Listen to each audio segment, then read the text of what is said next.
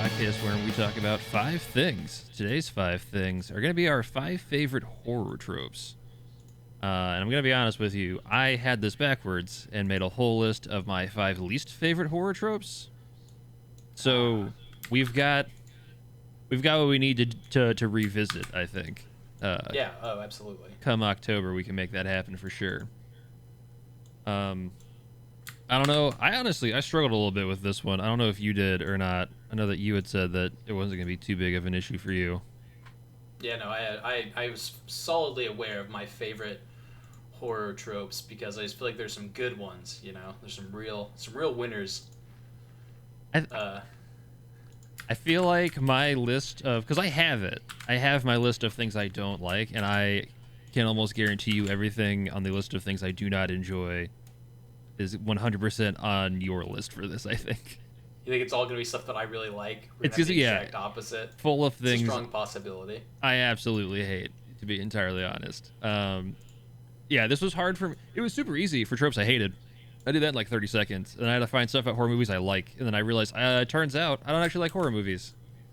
That's fair. I thought maybe I did. I don't think I do. There's like a handful that I think are good, and there's just a lot of me not being a fan. I mean, hey, at least you like an amount of movies instead of like just horror movies, but only horror movies that don't have gore and that are less than 40 minutes long. We're not going to get into that. That's a story for a different time. Yeah, people who like are a little too into the movie Hostel. A little too much. Yeah. Why do you always have that pillow on your lap when we watch these movies? No reason. Bunch of freaks and weirdos. It's fine. We live in a place where horror movies are sort of sacred to like the entire neighborhood, so I'm not going to say anything too negative about this genre for fear of being a social pariah afterwards. And I don't hate these. I don't. And I would argue the horror movies I do enjoy are the kind that are considered likable by like that group of people who are like really into horror. So I think I'm pretty safe. Yeah. I mean, worst case scenario, you just pretend you like them and hope they never watch the podcast, right? Right. If only I didn't tell literally everyone I know about this. Yeah, right, same. And also strangers, preferably, about it. I was trying to think of the weird way of doing this, right, of deciding who goes first. What about oldest movie on the list? Well, the thing is, we don't pick any actual movies. I was going to say highest body count. Highest body count? Yeah. But we don't reference movies specifically. It's just tropes. Yeah, but I have pictures of movies that exemplify the trope, because finding a picture of the trope was hard. I did something similar. I can go oldest or body count. You're probably gonna win oldest just because my horror movie knowledge stops at like the movies my dad let me watch when I was younger. So like I only go back to the 70s. I don't know if you've got me beat there. Okay, I'm sorry to adjust the camera.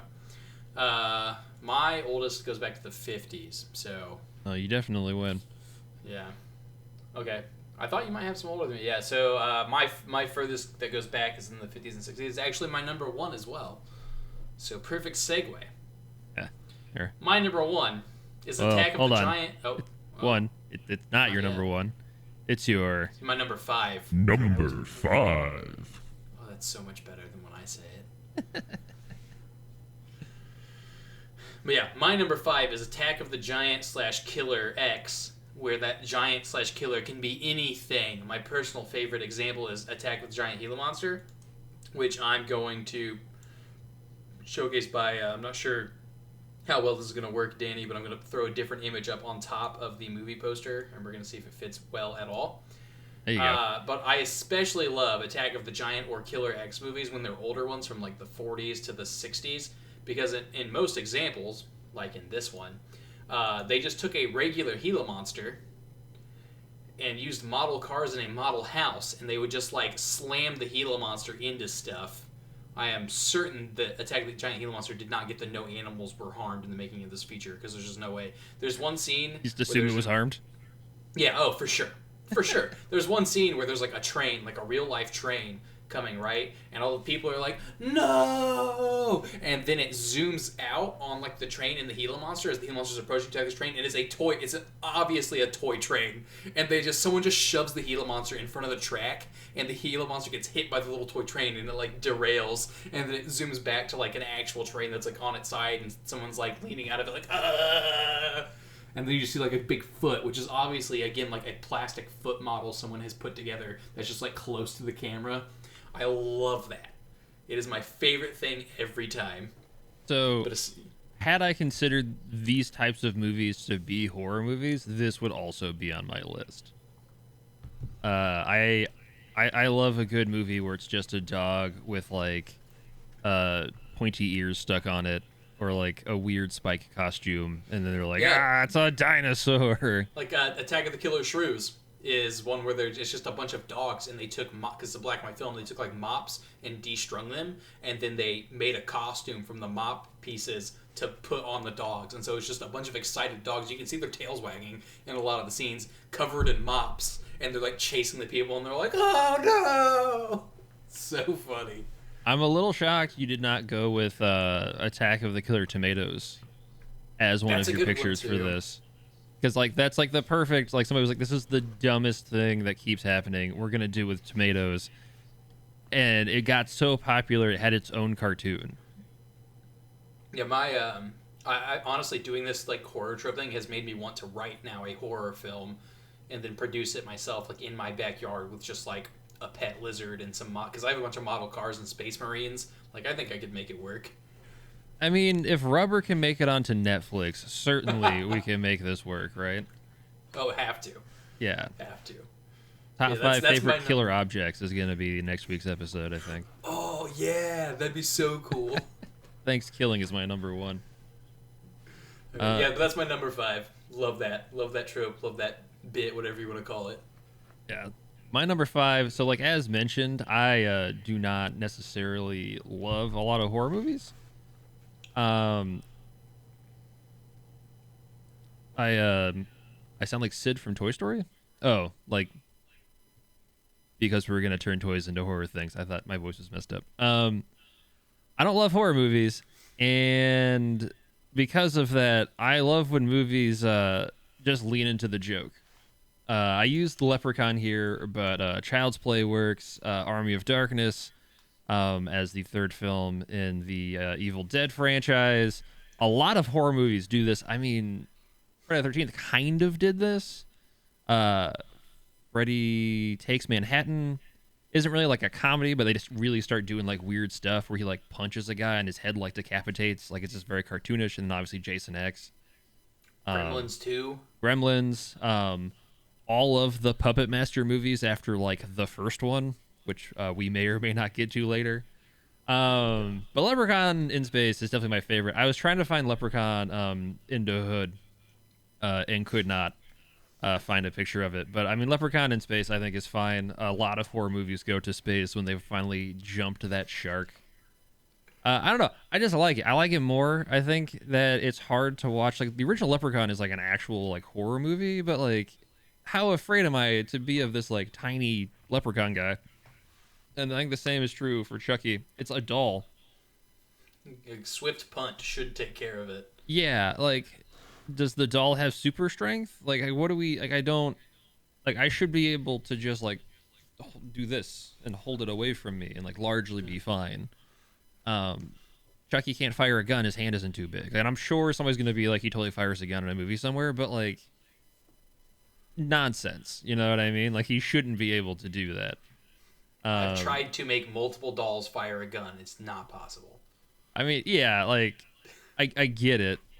And you're just kind of supposed to lean into it. And, like, it's kind of the bit as well.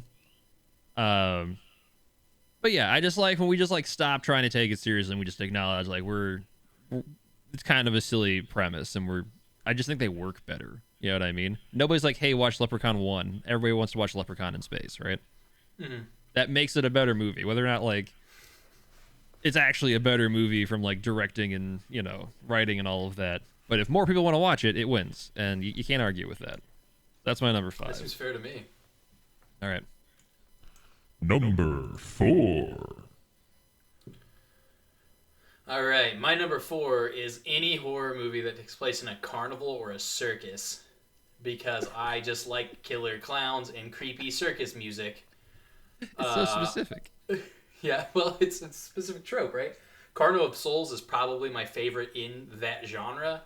Carnival of Souls is a movie from I think the early 50s. Basically, this woman is with her friends in a car, dives off of a bridge. I don't remember why, and she swims out of the car, but none of her friends make it out, and so they're like trying to like find the car in this big river, and they can't. She ends up getting this job as an worker. She plays the piano, but she gets a job as a what's the big piano that's in a church? I feel like an idiot. Oh, like a pipe organ? Yeah, she gets a job playing this like massive pipe organ at this church. She keeps playing this like weird song that she keeps like dreaming about. A bunch of other weird stuff happens to her. She keeps driving past this old like carnival, and it keeps like playing the song towards her.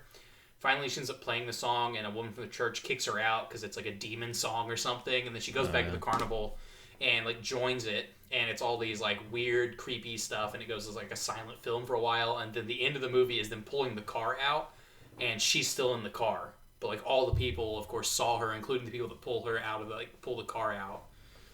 It's sampled in a ton of Rob Zombie music when he was still with White Zombie. Was about to jokingly say Rob Zombie music. No, this but it was real. Yeah, no, this movie is sampled in a ton of White Zombie songs. I 100% believe that. Classic other stuff that takes place in the same type of deal. Carnival, the arcade game, is one of my favorites personally. Great game. Yeah. And then Dead Nation, which is a PS3 and 4 game that no one has really played.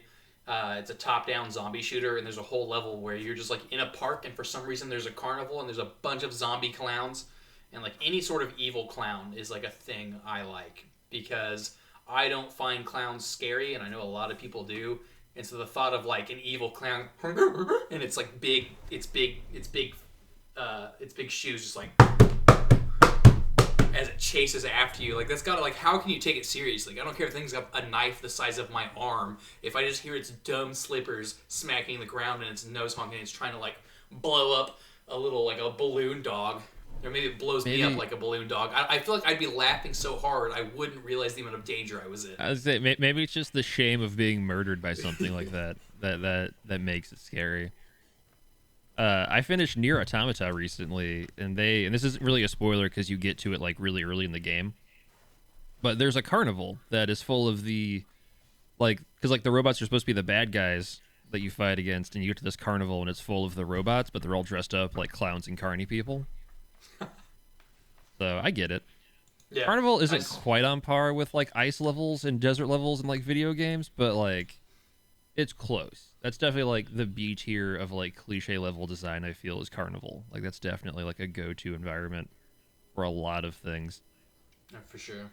It's fun. You get to have a bunch of bright colors and funny music. Actually, I had this I had a K'NEX kit when I was a kid. That was it was a big loop, not loop-de-loop. It was like a circus one, and it had this little box that you would press the button on it when the things would turn.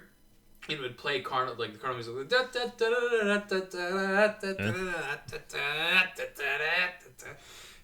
it died like within like a week of getting it because it got like the crappiest batteries that came with it. You couldn't replace the batteries, but every once in a while, if you would press the button on it after it had died, it would try to play it, except it was dying as it played. So it was like. You've been a fan of spooky carnivals ever since. Ever since. I thought that was the funniest thing. Zombieland also a solid entry in this category. Yeah, Zombieland is a great entry in this category. Love that movie. Well, so my number 4, as mentioned, I teased, dare I say. You're always a tease, Danny. Always. Not specifically Puppet Master, but definitely the best example is Puppet Master. So many sequels. When I was doing my stuff I didn't like, this was actually going to be my like tropes I don't like, and I talked myself out of it. I like legitimately was like, no, I think it's kind of cool that we just keep making these movies forever. That You like paid for the props already. You might as well reuse them. I don't know. I think it's cool. I think that the fact that we can just keep making like Freddy movies and Jason movies and like we just keep the character forever and they just keep going on adventure. Like if James Bond gets to do it, like why doesn't like the Scream guy get to do it? You know what I mean? Mm-hmm. And it's neat. And then you get like this whole like history and you can see like even like I count remakes in this as well because I think it's cool to be like how did we take this one character and this one concept and then make it into a movie that fits into like the time it was made. Like Jason X happens when like what was that like late 90s early 2000s that probably came out like the year 2000 I think so, yeah. and it's the most 2000s movie ever, right? But it's technically like the same story of like the original Friday the 13th of essentially like Jason Voorhees is a guy killing people and now he's killing people with like alternate rock in the background and we're in space on like a space station or whatever, and like then we did like the gritty remake and that was indicative of a time when like we had done a gritty remake of James Bond. We were on like the fourth gritty remake James Bond movie, so like I don't know, I think it's cool. I think horror movie franchises can kind of show like a lot of trends of cinema across the same concept, which is kind of fun. That's my number 4. All right. Heading into me the Number voice. 3. All right, my number 3 is Indian Burial Ground, which more appropriately should be Native American Burial Ground. But Depends where you're regardless, fair. They bury people in India, I assume. I guess if you're in the Indian subcontinent. But yeah, my favorite thing is like the Indian Burial Ground and like Pet Cemetery is my example of this because you know if you bury the pet on the Indian Burial Ground, it comes back, but as an evil version of it. You know, but that trope is just really popular in horror films, and I really like it, if only because my favorite part is if that were true, all of the United States would just be haunted, because I'm not sure you could find a square mile of land where some terrible thing was not done to the native peoples of the Americas. And if we're being honest, In existence. the planet at large really suffers this problem. Like, Canada's pretty bad about it. Like, Australia's... I'm still talking with my fun, sexy voice. I wasn't going to complain. We're going to talk about history. Yeah, it's everywhere. Australia's got a problem. I mean, like it's a joke that goes back forever of like largely like British immigrants just like not being so cool to people who already live where they've decided to immigrate to. Yeah. Like it's funny because there's like it's funny quote unquote, and I can only say that as it's not funny, but like the movie Pocahontas should have angry Native American spirits because they were slaughtered before the Pilgrims ever got there by people giving like smallpox blankets to the natives and stuff like that. Like in that movie, so like the two time periods take place simultaneously is the worst part, I guess. Not funny. I feel like it's not a word. It's just like it's so weird to think about. And then like what is it in Parks and Rec, which we mentioned in our last episode. They have the whole thing where here's like our map of the county and all the places where some sort of terrible event happened to the native peoples, and it's like all blue, and there's like one spot of red, and it's like the red spot is where one didn't happen, and it's like it's like one house. Like there's actually a park here in Indiana, in Pendleton, Indiana, where the only like thing in the entire park that explains anything about the park is the site of a massacre of like 50 natives on that spot where they burned their corpses. Like, it's terrible. We've done so many terrible things. I don't think it's going to be centrally located to one specific location, unfortunately. We get what's coming to us eventually in these movies. No, and I'm a fan of using like popular media to like educate people about this kind of stuff. Like the amount of people who like didn't know about like the Tulsa bombing until The Watchmen came out.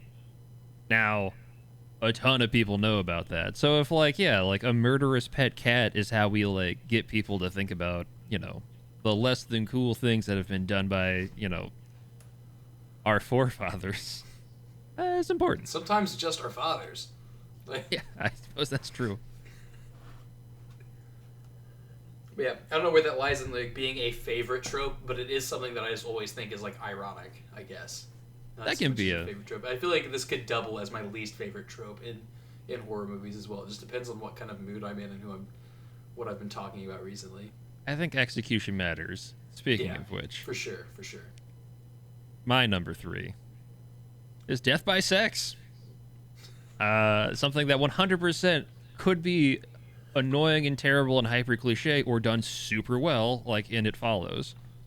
I again was going to put this on my list of tropes I do not like, and then again talked myself out of it because I was like, I think that it has become so cliche that it is no longer cliche.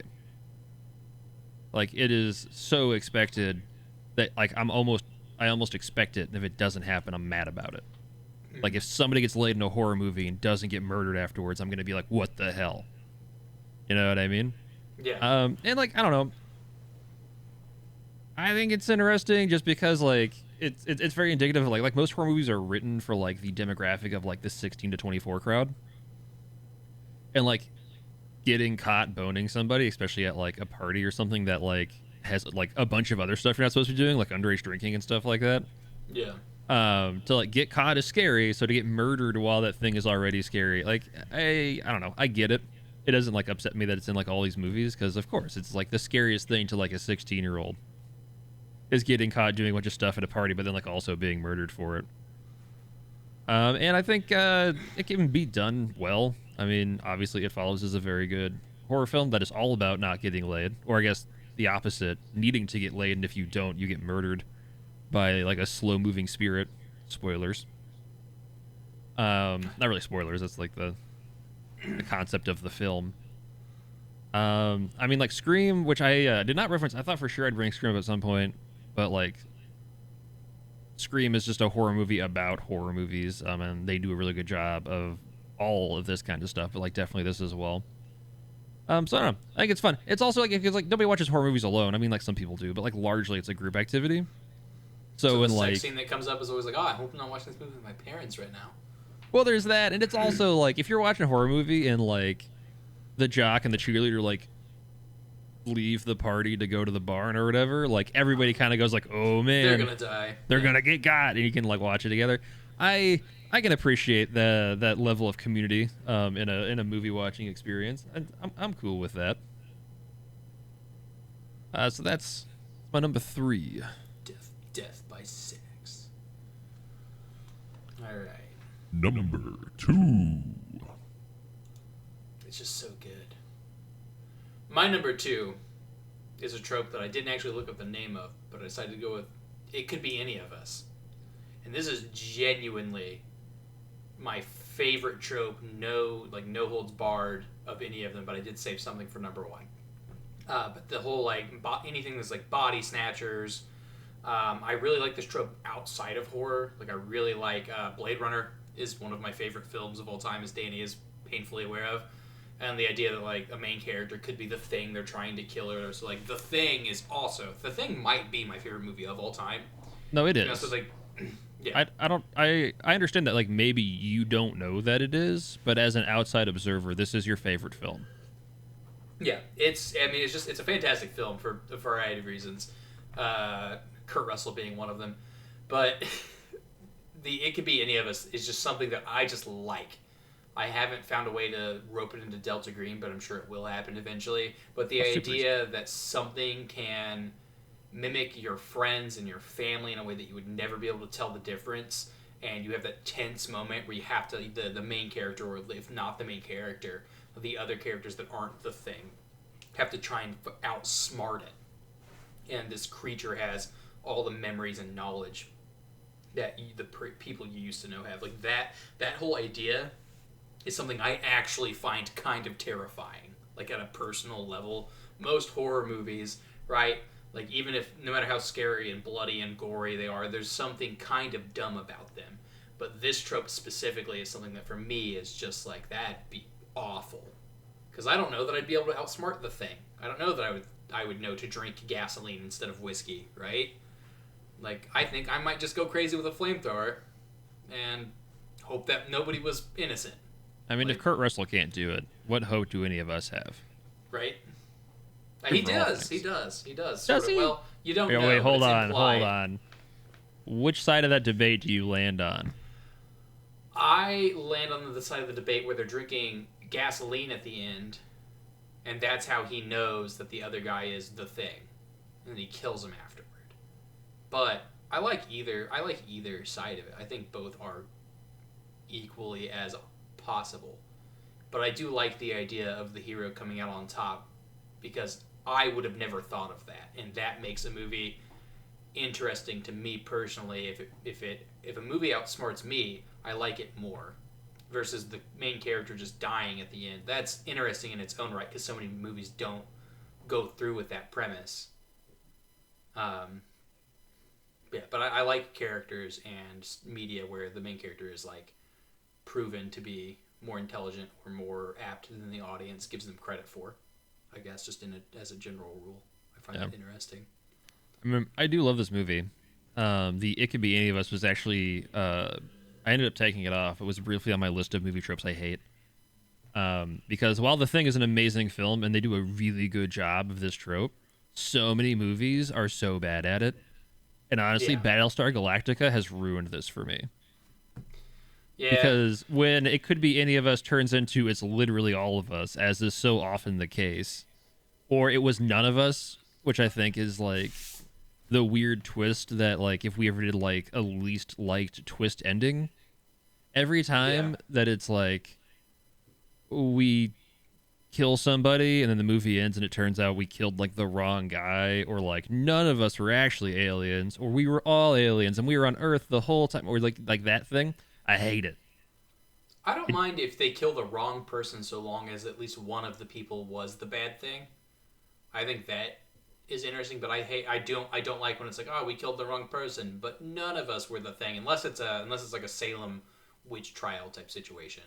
Yeah, there's a film, it's an older movie, and it was like the first time this was really done. I forget the name of it, but it's like basically a group of people come across who they think are like outlaws that stole or like murdered a bunch of people or cows or something, and then they end up like hanging all of them, and then it's like revealed at the end that those guys like didn't do it. And at the time it was a really big deal, but I'm just like, that just gets used constantly, and I don't know. Yeah, I do like The Thing. The Thing does a great job of it. Watch The Thing and don't watch any other movie that does this. I will fight that you should also watch Body Snatchers, because that one's good too. I've actually never seen Body Snatchers. I had always meant to. I only know the gif of is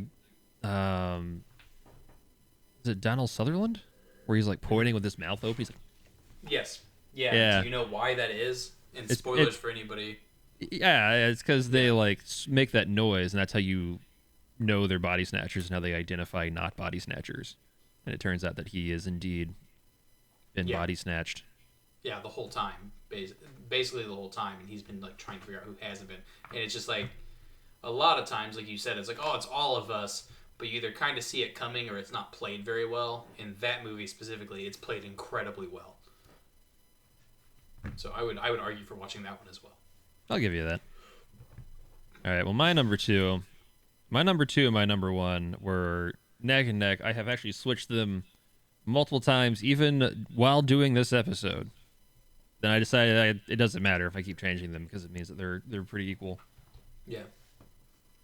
I love social commentary in movies in general, and I feel that horror movies, most of the time, when they try to do this, do a very good job of it. Get Out is an obvious one. I threw in Cabin in the Woods. It's not really like a social commentary. It's largely like a send-up of other horror movies. But I think that like any movie that is willing to take your expectations of what is going to happen and then use them to sort of like deconstruct them, I think counts. I think the fact that Cabin in the Woods, like, whole premise is that we needed to like construct this scenario that is entertaining for, they call them the gods, but the gods are just the audience. Like it's overtly meta. And like we expect all of these things to happen, and if they don't happen, we get angry. and then at the very end it doesn't give it to us, and then the gods get angry. But there's a bunch of movies that do this. A bunch of movies we've already mentioned, right? Like having ancient Native American burial grounds murder you. You know, like we approach a lot of fun things through history where we can be like, we're gonna educate you via horrors. Yeah. You know, these things exist because of bad stuff that's happened in the past that you now have to learn about, and also it's going to kill you because you are in some way related to the awful thing that happened. That's a whole trope in itself that I also enjoy. Yeah, and like the whole not Night of the Living Dead, Day of the Dead, the sequel, or no, sorry, Dawn of the Dead. Dawn of the Dead is the sequel where like they're all in the mall and like the zombies are supposed to be like, the whole thing is just a take on like commercialism and like all that kind of stuff. So I feel like horror movies specifically do a really good job of this without it being like, I guess it doesn't feel over the top because by virtue of being a horror movie, it's already so over the top that you can sort of like put in these parallels without it feeling like you're being beat over the head with it.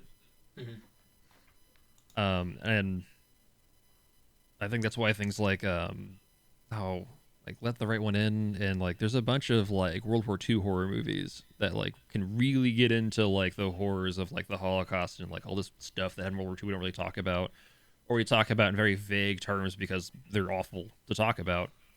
You can do that in a horror movie just fine. And or we don't talk about enough, and then, you know, we have Congress people that say Jewish people fired a laser from space to start fires, and I don't... If the film you want to shoot in your backyard is the Death Star of David, and we want to do that, I'm down. Like, we can make Jewish space laser into a film, I think. I don't know that I want to give it enough... I don't know that I want to give it enough validity by even making a movie that's an obvious satire. You know what I mean? But I think because that's what I'm saying though. I think that if it's a horror movie, it works. I think if it's not a horror movie, I think if you made like an action movie, I don't think it works. I think people will be like, you're just giving validity to this stupid thing. But if you made it like a horror movie and just like super over the top and like kind of silly, but everybody takes themselves seriously, kind of like a Sharknado thing, I think it works. And I think horror is one of the few genres where that actually works out better so than I think other film genres that are trying to do the same thing.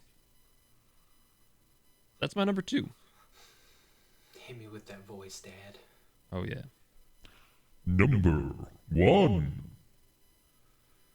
Perfect. So, my number 1, and it's my favorite thing in any movie, but it is most prevalent in horror movies. The only time they do it in other movies is if they're making fun of a horror movie, is when someone is running forward, but slowly and terribly, they're not watching where they're going. There's a lot of over-the-shoulder shots where, like, the person is getting closer to them, especially if it's a monster that is famously slow, like a Frankenstein's monster or Jason, you know, where they just kind of like lumber forward, and the person who is in physically fit shape should just be able to outsprint them, just doesn't, and like trips over their own feet and a bunch of other stuff. That is my favorite horror trope of all time, because I laugh every time, no matter how serious the scene is supposed to be, and I am waiting for that moment in every slasher film because I like it so much, because it's the stupidest thing ever. My counterpart to this one is the obviously bad thing is happening and people go to investigate when they could just leave. Those were the two that were competing for this, but I think that part's going to go on the things I hate about horror movies one. Because this one I think is so stupid, and I've never seen it done well enough that it's convincing. That it's just funny enough that I like it, versus there's a bunch of blood in the garage and we have a perfectly well manufactured car, I'm gonna investigate the garage, is just stupid. Whereas this is just so funny to me. And I have a you want me to show this video? Please do, which is in reference to the new Resident Evil Village game. The quote is me running away from big titty vampire mommy in Resident Evil Village. So. I'm gonna do my best to get this to show up for you. There, that'll work. transition. All right. But this was the best example of it I could find. It's a little off center. What is this? There's music and everything. But the like music is playing, and there's this guy in like a very tiny mankini, and now it's right in the center. Perfect. Just when they're like running basically like that, like they're running away from the monster, but they're just like traipsing and like falling over nothing. That's my favorite trope.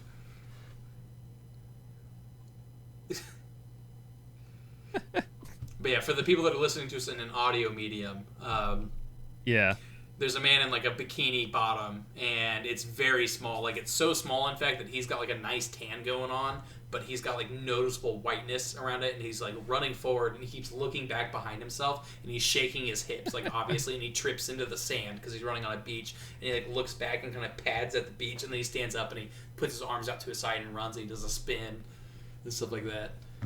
It just never fails to make me laugh. And it's my favorite thing in any horror movie. Like every horror movie should have that scene. Just because if it's not in the movie, I am going to be upset. Well, my number one is slightly ruined, just because I was trying to get your thing to disappear and I ended up bringing it up on screen really quick. But it is not a big deal. But my number one is Vengeance. I love a good vengeance horror movie. I love any film where like whatever the like murderous thing is gets murdered back in a way that is cool. I chose Last House on the Left as my like picture for this, just because like that's sort of like the revenge horror sort of like staple. But there's a ton of films that do this. I mean, like, you could argue the entire... I mean, it's not a horror movie, but, like, the entire, like, Kill Bill, like, Volume 1 and Volume 2 is essentially, like, one long revenge story. But I don't know. I really enjoy this trope. I think it's cool. I think it's fun. I like when villains are, like, defeatable. Mm. Like, it's kind of silly to, like, oh, we shot the bad guy, and then we turned around and looked back, and his body's disappeared, and he's around again. It's like, we shot him. Like, don't take that from me. Like, give me the closure of the thing. And, like, also, like, people aren't, as you've shown in your clip. I'm trying to think of a word of what to call I just watched. Yeah, it's silly that people run away and fall over. Yeah, in chat, they made fun of it in a Buffy episode. You actually fell for the old run and trip, and then you turn and stab them or something. Of course. Like, if somebody was chasing me with a knife, like, yeah, like, I would attempt to defend myself. And I guess, like, Jason Voorhees gets a pass because he's, like, a zombie monster or whatever, but I don't know. I appreciate it. Yeah. And in the remake, spoilers, they blow a guy's head up with a microwave. So you know what?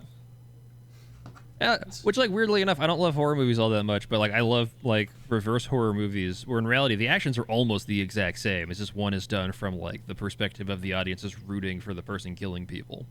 Yeah. Have you seen like, Tucker and Dale versus Evil? I have. I love that movie. Anything with Alan Tudyk is a national treasure. Well, yeah, for Canada, sure. I suppose. But it's a North American treasure. We're calling dibs as well. I'm down for that. When we eventually annex Canada, as the Fallout histories have foretold. I think the way things are going, Canada's going to annex us. Yeah, I figured that. But yeah, that's my number one. That's a good one. Thanks, everybody, for joining. If you have any suggestions for what we should talk about, please join the Discord, which we have links for below, and just post them.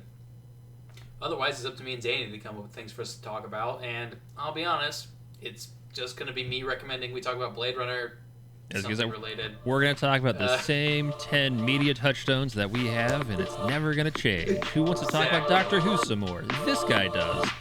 And we're gonna. Please make us put in some work and recommend something else.